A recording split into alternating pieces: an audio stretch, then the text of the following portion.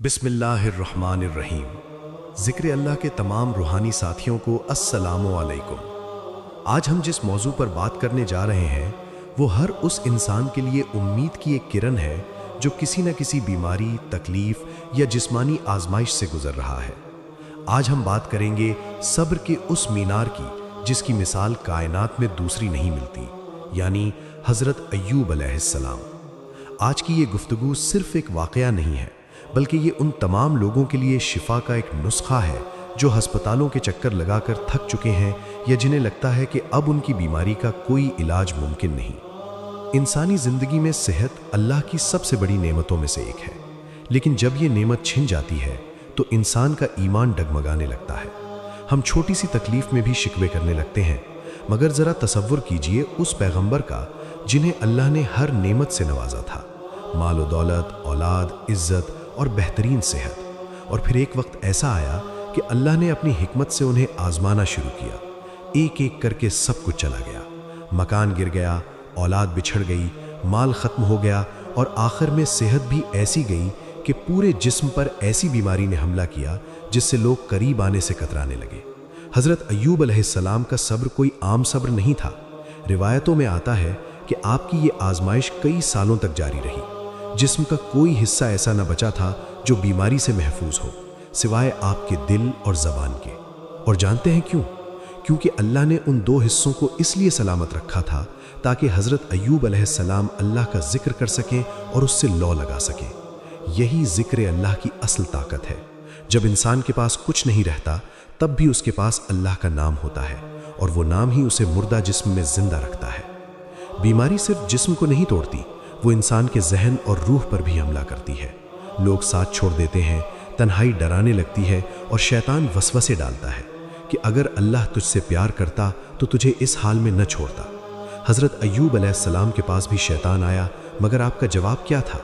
आपने फरमाया, जिस अल्लाह ने मुझे 70 साल तक सेहत और खुशियाँ दी, क्या मैं उसे 7 साल की बीमारी पर शिकवा करूँ? सुभान अल्लाह, ये है वो यकीन जो हर बीमारी की काट है। बीमारी लंबी हो जाती है तो इंसान दुआ करना छोड़ देता है। वो समझता है कि शायद अब कुछ नहीं बदलेगा, लेकिन हज़रत अय्यूब अलैहिस्सलाम ने एक ऐसी दुआ मांगी जिसने अर्श के दरवाजे खोल दिए। वो दुआ कुरान पाक में महफूज है, अन्नी मस्सनी अज़्ज़ुर्रु व अंता अरहमुर राहिमीन। ऐ मेरे रब, मुझे तकलीफ़ पहुंची है और तू सबसे बढ़कर रहम करने वाला है। इस दुआ की खूबसूरती देखिए, इसमें कोई शिकायत नहीं है, इसमें सिर्फ अपनी बेबसी का इजहार है और अल्लाह की रहमत पर कामिल यकीन है। जैसे ही ये दुआ दिल की गहराई से निकली, अल्लाह का हुक्म आ गया। अल्लाह ने फरमाया, अपना पाँव ज़मीन पर मारो, यहाँ से ठंडा पानी निकलेगा, उससे गुस्ल करो और उसे पियो। हज़रत अय्यूब अलैहिस्सलाम ने वैसा ही किया और देखते ही देखते सालों पुरानी बीमारी ऐसे गायब हो गई जैसे कभी थी ही नहीं। अल्लाह ने न सिर्फ उन्हें सेहत दी, बल्कि उनकी खोई हुई दौलत और औलाद भी दुगनी करके वापस लौटा दी। मेरे अजीज़ दोस्तों, अगर आज आप किसी बीमारी में मुब्तला हैं, चाहे वो कैंसर हो, गुर्दे की बीमारी हो या कोई ऐसी तकलीफ़ जिसे डॉक्टर लाइलाज कह रहे हैं, तो याद रखें कि शिफा डॉक्टरों के हाथ में नहीं, बल्कि उस रब्बुल आलमीन के हाथ में है जिसने हज़रत अय्यूब अलैहिस्सलाम को शिफा दी थी।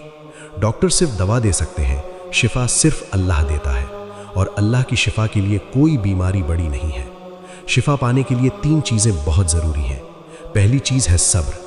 सब्र का मतलब ये नहीं कि आप रोए नहीं, बल्कि सब्र का मतलब ये है कि आप अल्लाह से शिकवा न करें, अपनी तकलीफ़ को अल्लाह के सामने पेश करें, लोगों के सामने नहीं। दूसरी चीज़ है यकीन। जब आप दुआ मांगें तो ये सोचकर न मांगें कि देखते हैं क्या होता है, बल्कि ये सोचकर मांगें कि मेरा रब मेरी रगे जान से करीब है और वो मुझे ज़रूर सुनेगा। और तीसरी चीज़ है इसमें आज़म और कुलानी दुआएं। हज़रत अय्यूब अलैहिस्सलाम की दुआ हर बीमार के लिए शिफा की चाबी है। बीमारी अक्सर हमारे गुनाहों का कफ़ारा होती है या हमारे दर्जात बुलंद करने का ज़रिया। जब एक मोमिन को कांटा भी चुभता है तो अल्लाह उसके गुनाह झाड़ देता है। तो अपनी बीमारी को अल्लाह की नाराज़गी न समझे, बल्कि इसे अल्लाह से करीब होने का एक मौका समझे। वो आपको पुकार रहा है, वो चाहता है कि आप उसकी तरफ लौटें। आज के इस दौर में हम डिप्रेशन और जहनी बीमारियों का शिकार हैं। हमारा दिल बेचैन है। इसका इलाज किसी गोली में नहीं, बल्कि ज़िक्र अल्लाह में है। जब आप तन्हाई में बैठकर अल्लाह को याद करते हैं तो वो आपके जिस्म के एक एक सेल में शिफा की लहर दौड़ा देता है। कुरान खुद शिफा है। اس کی آیتوں میں وہ نور ہے جو بڑی سے بڑی بیماری کے اندھیرے کو ختم کر سکتا ہے۔ میں آپ تمام لوگوں سے گزارش کروں گا کہ جو بھی اس وقت کسی تکلیف میں ہے وہ حضرت ایوب علیہ السلام کی اس دعا کو اپنا وظیفہ بنا لے۔ چلتے پھرتے، اٹھتے بیٹھتے دل ہی دل میں کہیں ربی انی مسنی الضر وانت ارحم الراحمین۔ یہ الفاظ نہیں، یہ ایک پاور ہاؤس ہے۔ یہ دعا آپ کے جسم کے اندرونی نظام کو اللہ کے حکم سے ٹھیک کرنے کی طاقت رکھتی ہے۔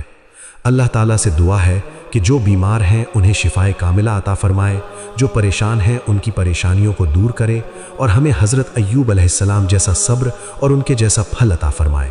یاد رکھیے، رات کتنی ہی لمبی اور کالی کیوں نہ ہو، صبح کا سورج ضرور نکلتا ہے۔